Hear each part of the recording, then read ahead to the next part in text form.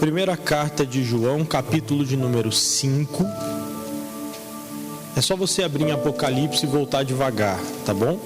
Voltar devagar. Você vai passar pela carta de Judas e vai chegar na carta de João. Aí na primeira carta de João, capítulo de número 5. Glória a Deus. Vai lá, com todo amor e carinho. Então, pessoal, hoje será o encerramento desse estudo de 5 semanas, que nós tivemos aqui, aprendendo a respeito da palavra de Deus, e aprendendo principalmente sobre a fé. Eu venho explicando para vocês que a fé, ela é uma das coisas principais na vida da pessoa, que faz com que todo ser humano possa alcançar a vitória.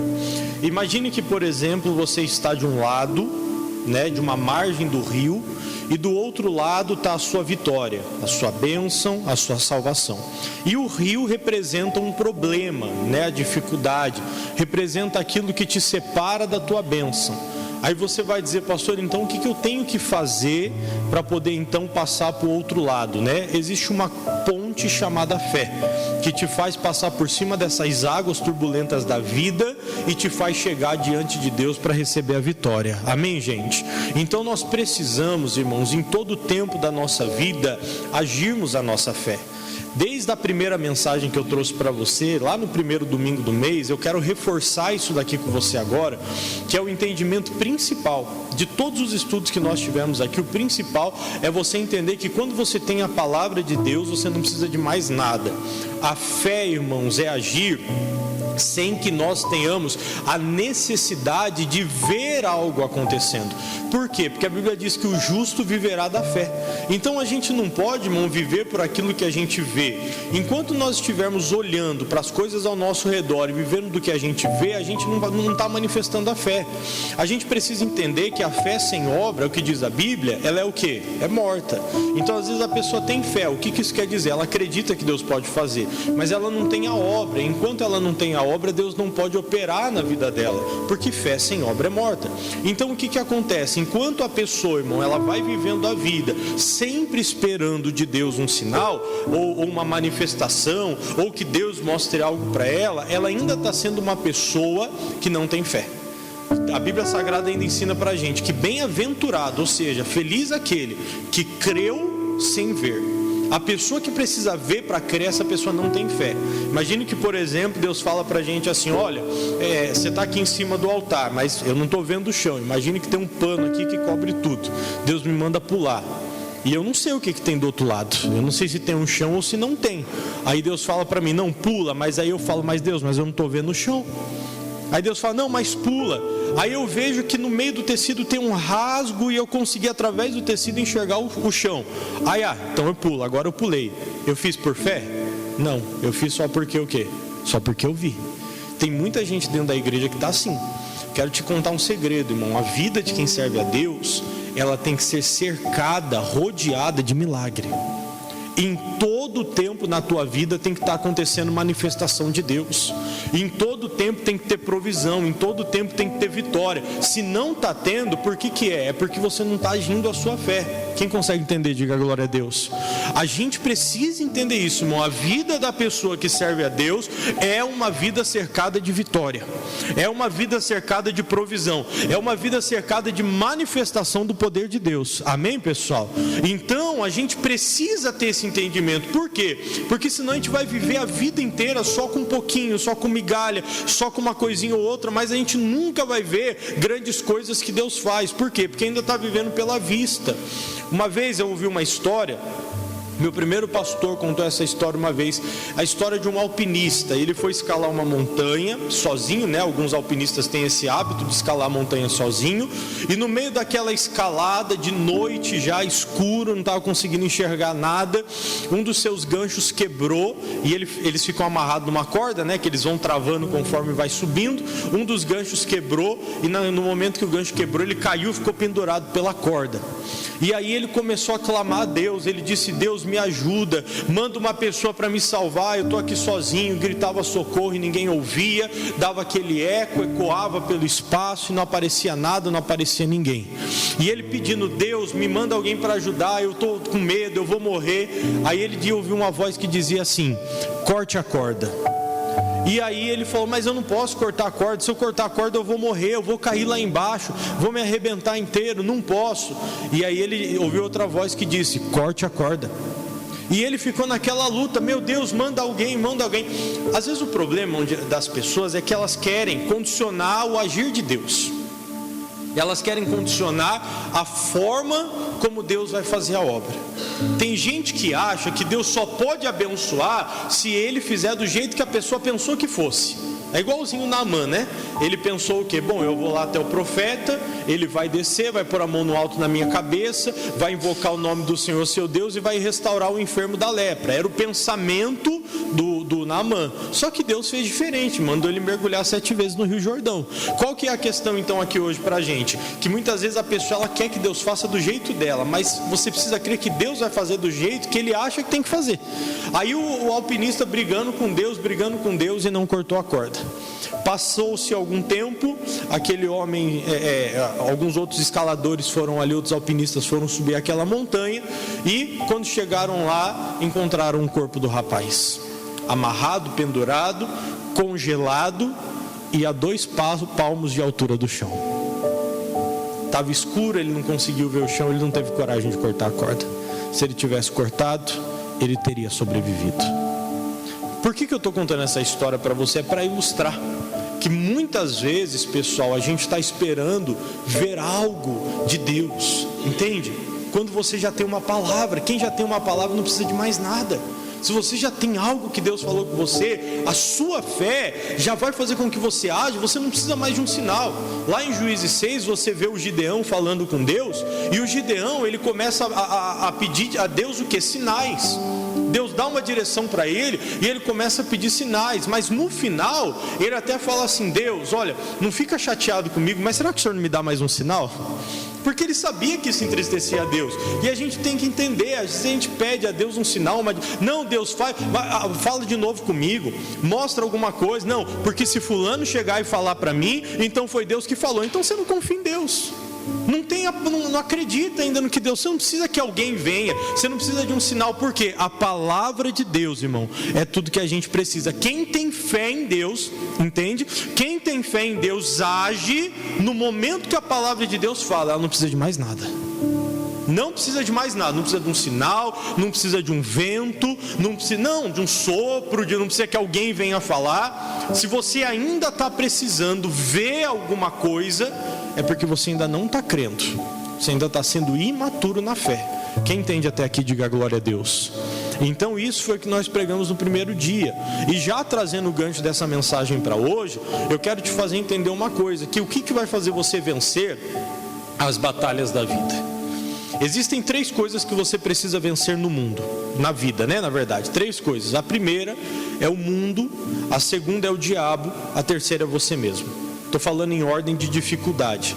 O mundo é a mais fácil de vencer, porque quando você vem para a igreja, você aceita Jesus, você começa a se desviar do pecado, você passa pelo batismo, você venceu o mundo. Abandonou a droga, o álcool, a bebedeira, abandonou a prostituição, abandonou a mentira, o engano, você venceu o mundo. Aí a segunda coisa mais difícil de você vencer é o diabo, porque o diabo é tentador, irmão.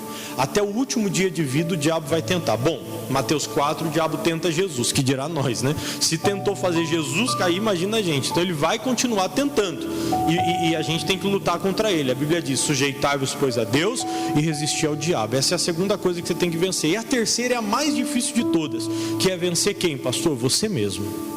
É a coisa mais difícil de vencer. Vencer o seu ego, vencer as suas manias, vencer os seus hábitos, vencer os seus desejos. É a coisa mais difícil que tem. Estava falando de manhã aqui, quando acabou o culto, conversando com os obreiros, eu estava dizendo para eles o seguinte: às vezes, pessoal, a gente pensa que o diabo pode derrotar a gente. Não, se Deus não quiser, irmão, o diabo não toca em você. Mas se você não quiser, nem Deus pode te abençoar.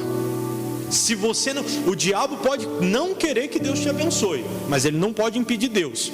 Mas você pode impedir Deus de agir na sua vida. Então a coisa mais difícil de vencer é você. Agora, falando de vencer o mundo, imagine que, por exemplo, no mundo, pessoal, tem as dificuldades, problemas, né? Jesus disse: no mundo tereis o quê? aflições. Quem consegue entender isso? No mundo você vai ter aflição, luta, batalha, dificuldade. E como que eu faço para vencer, pastor? Essas dificuldades, essas batalhas que existem no mundo. Aí o João vai dar o segredo para a gente aqui. Então, primeira carta de João, capítulo 5, versículo de número 1. Quem achou, diga amém.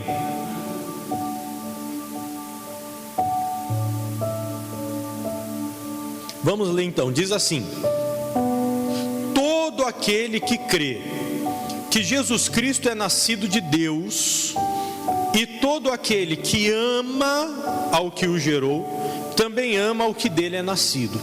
Então a primeira coisa aqui pra gente, todo aquele que crê que Jesus Cristo é nascido de Deus. Você crê que Jesus é filho de Deus, sim ou não, pessoal?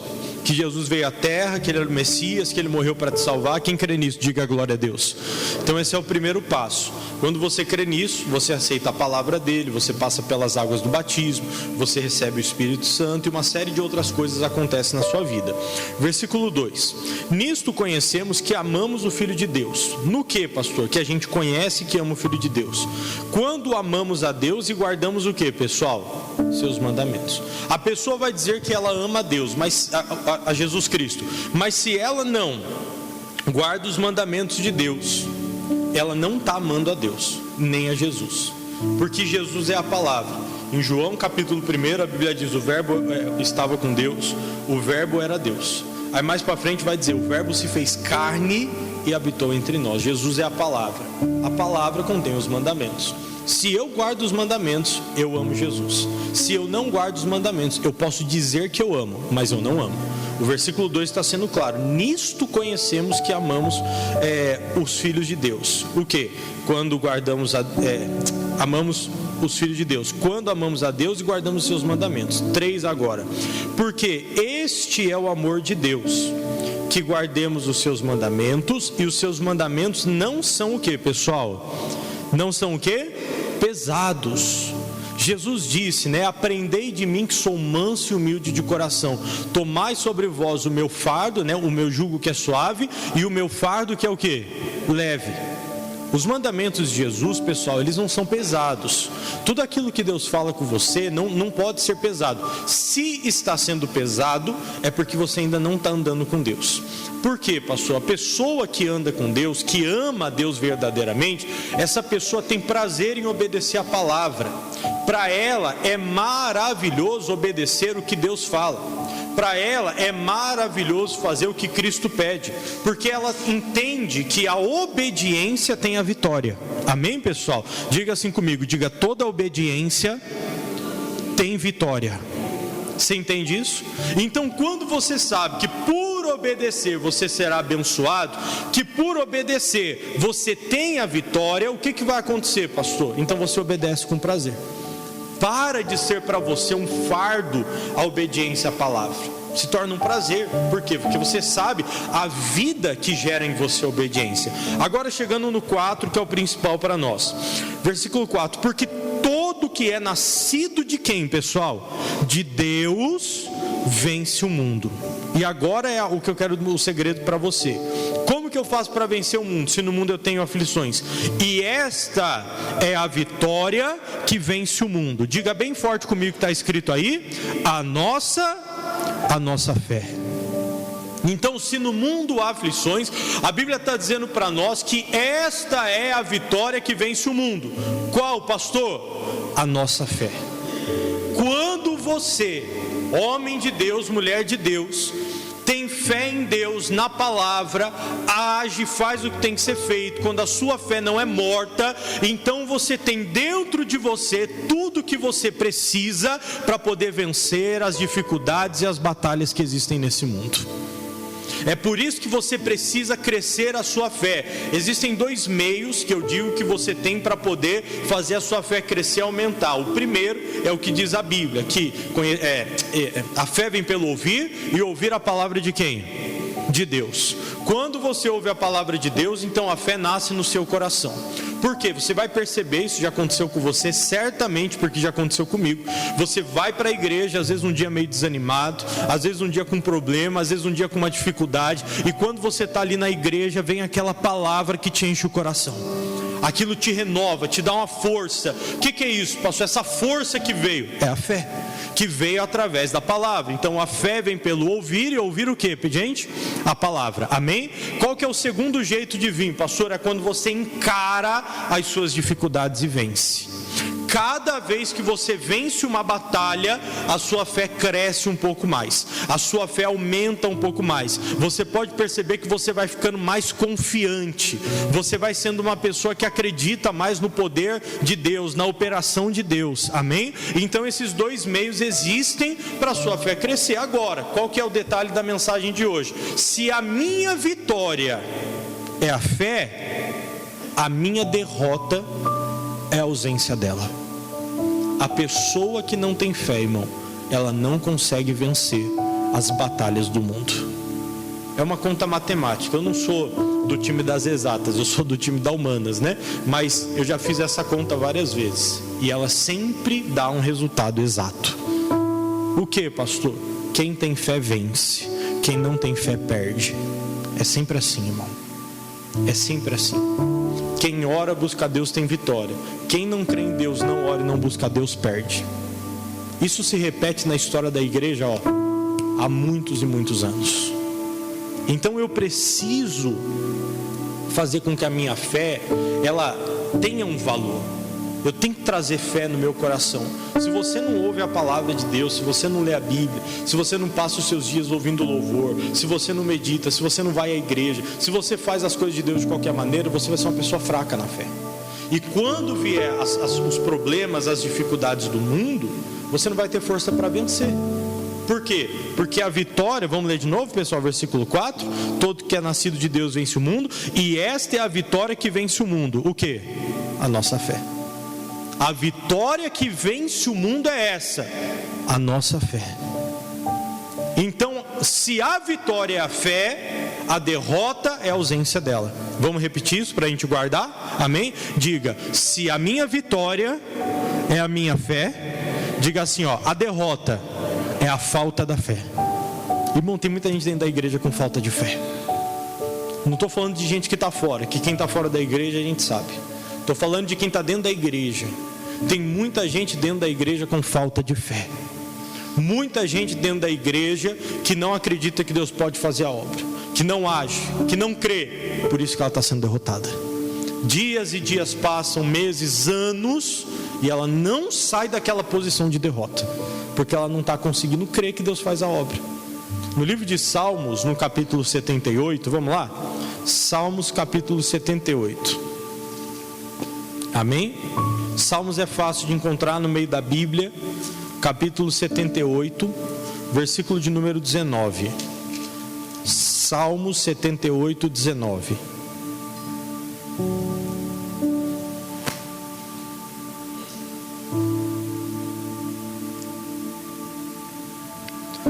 Glória a Deus. Salmo 78, 19. Veja bem, Deus tira o povo de dentro do Egito. E esse povo sai do Egito e eles caminham até a terra prometida pelo meio de um lugar. Que lugar era esse, pessoal? O deserto. Amém? Esse caminho da terra prometida até a terra prometida, entre o Egito e Canaã, havia um deserto. Esse deserto, pessoal, ele era necessário por alguns motivos.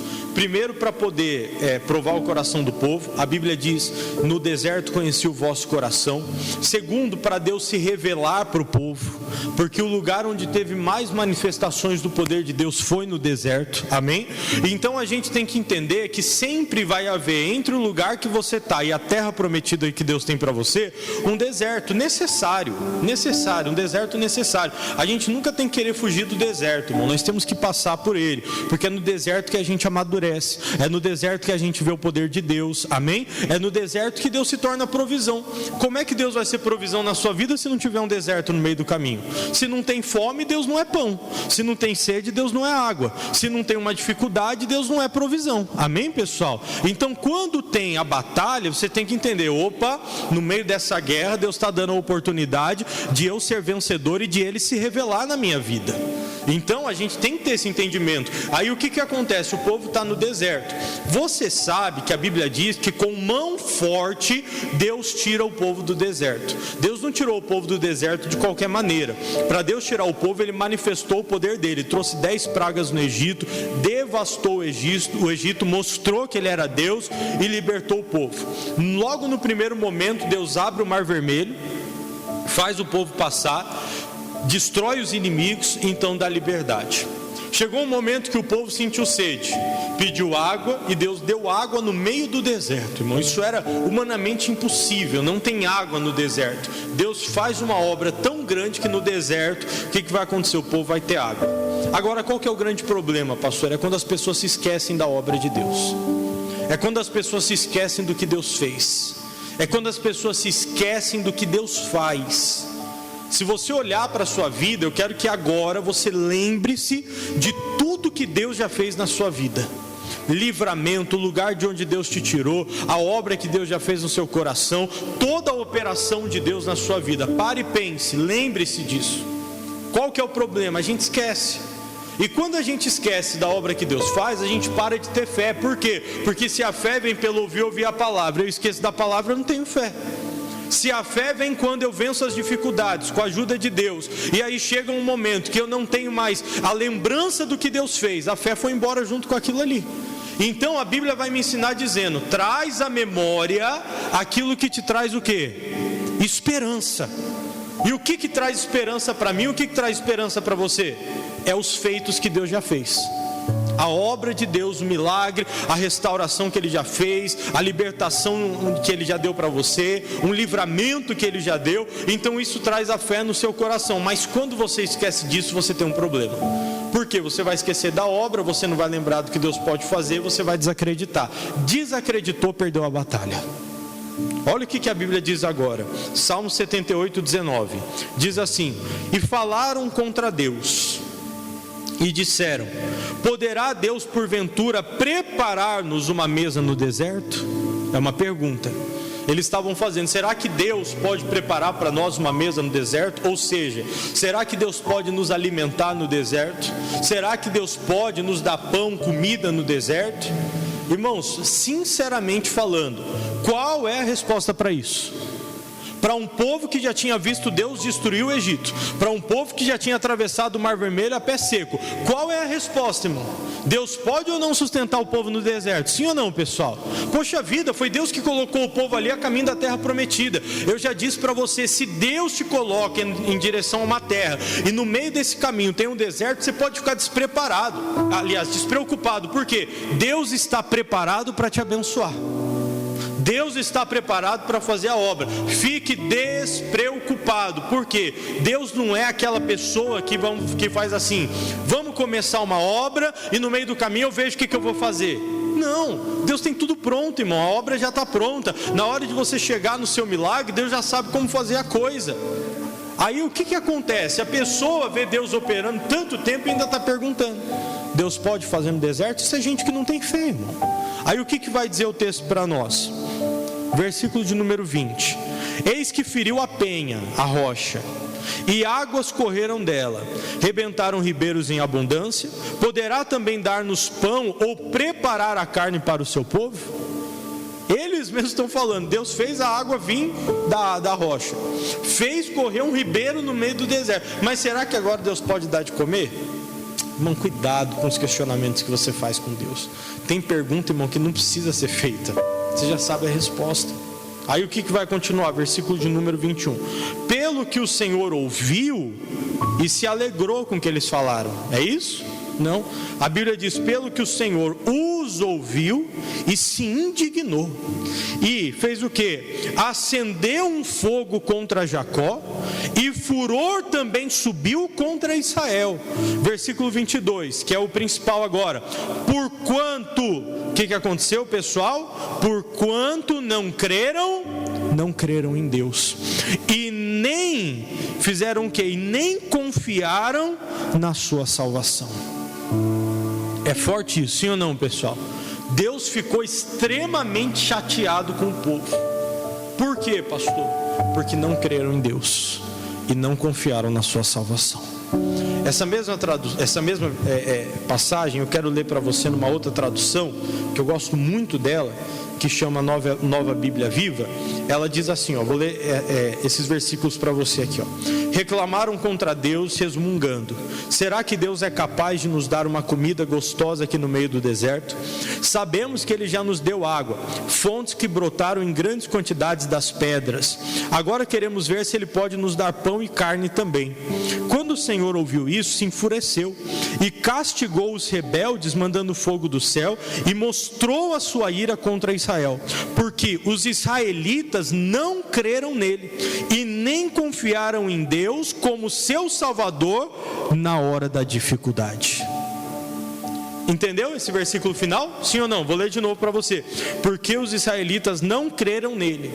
Os israelitas eram o povo de Deus. Essa palavra é para mim, para você que está dentro da igreja. Não creram em Deus e nem não creram nele e nem confiaram em Deus como seu Salvador na hora da dificuldade.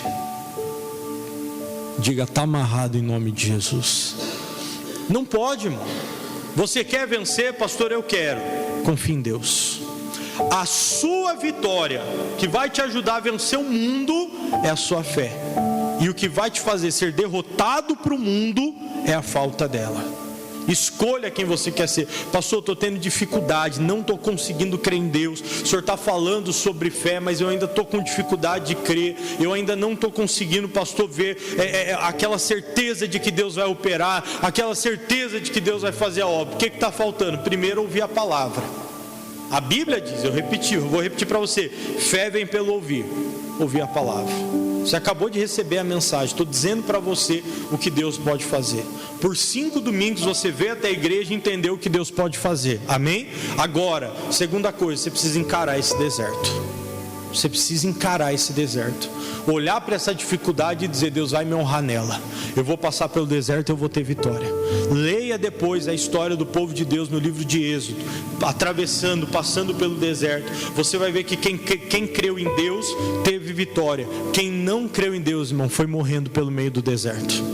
Você conhece pessoas que morreram no deserto da vida, pessoas que começaram com você dentro da igreja, pessoas que foram uma bênção, pessoas que fizeram parte da obra, pessoas que trouxeram às vezes você para a igreja, mas que quando o deserto surgiu, ela não confiou em Deus. O que aconteceu? Hoje ela não está mais aqui. Morreu no deserto, ficou para trás. E você que confiou chegou até aqui, amém? Agora continue confiando, porque Deus não tem só uma terra prometida para você, não, Ele tem muitas. E toda a terra prometida antes vai ter um deserto no meio do caminho. Enfrenta ele, você vai ter a vitória em nome de Jesus. Vai encarar o problema, a dificuldade. Não tenha medo, irmão, confie no seu Deus. Tem uma canção do pastor Tiago Pérez que diz: e o Deus que me trouxe até aqui me fará prosseguir, eu vou chegar lá, amém? Essa palavra de Deus que te trouxe até aqui.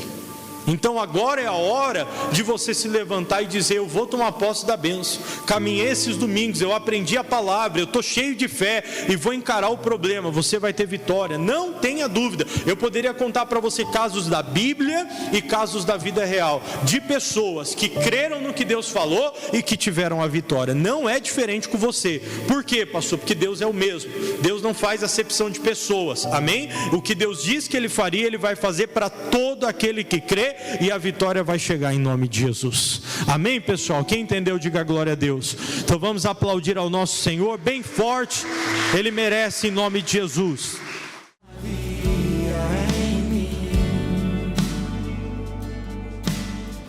Sem ouvir, conheceu e me ofereceu uma água que jorra sem fim. Vai dizer: Senhor, eu quero mais do teu Espírito sobre a minha vida. Aleluia, Espírito Santo. Buscar em outras fontes. Não precisarei aqui voltar pra minha sede saciar, uma vez que eu já ouvi Deus falar. Tu és por quem a minha alma esperou.